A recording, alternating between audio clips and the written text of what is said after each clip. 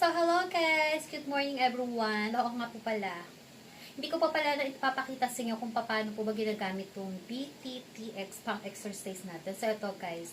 Ganito lang kasimple guys. Ganito lang kasimple pero nalilito pa rin ako sometimes. So, ayan. Suot lang natin yung belt niya.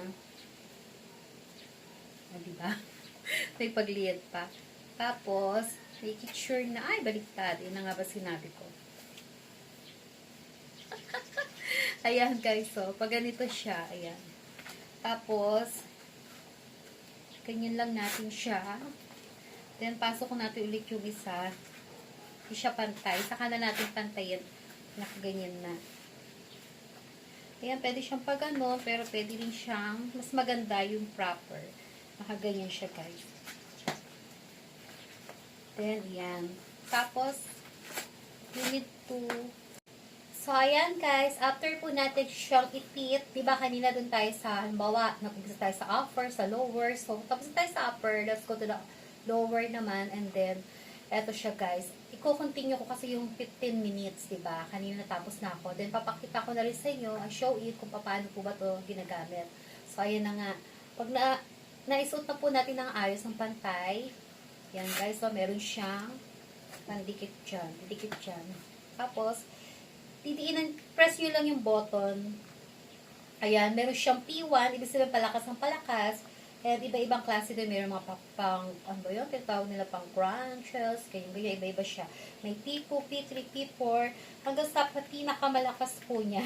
Gusto ko yung pinakamalakas, guys. Doon tayo sa 20, 40, 60, yan, lakas niya, 80, 99. Pininig nyo, guys, 99 na ako, kasanay na ako. So, ayan guys. Hindi ko alam kung nakita nyo kung nakapag-adjust ako agad kasi hindi na ako matumban, out of balance ako pag atras ko. May nakaharap kasi sa likod ko. So, ayan guys, naririnig nyo ba siya? Diba lakas ng pag-vibrate niya? So, mas masarap siya kung may pimples.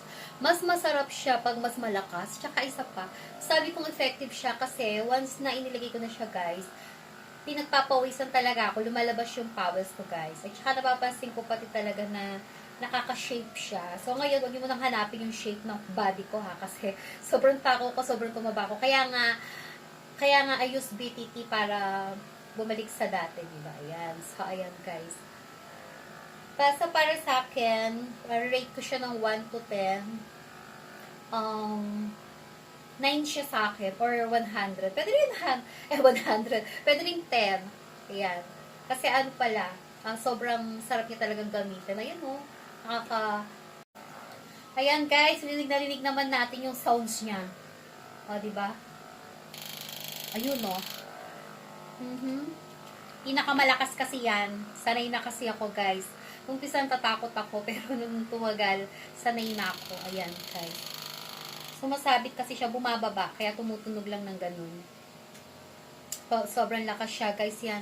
Sa umpisa nga pala ito, guys, normal lang daw na makaramdam kayo minsan na parang makati siya. Siyempre kasi, diba, first time kasi natin.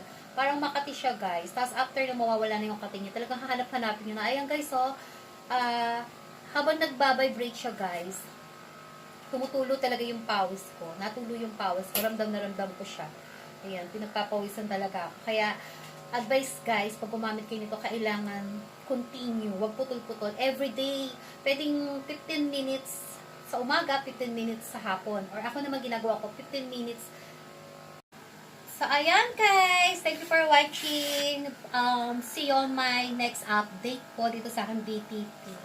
Nakikita yung slim na ako. I wish. So, ayan guys. Thank you again.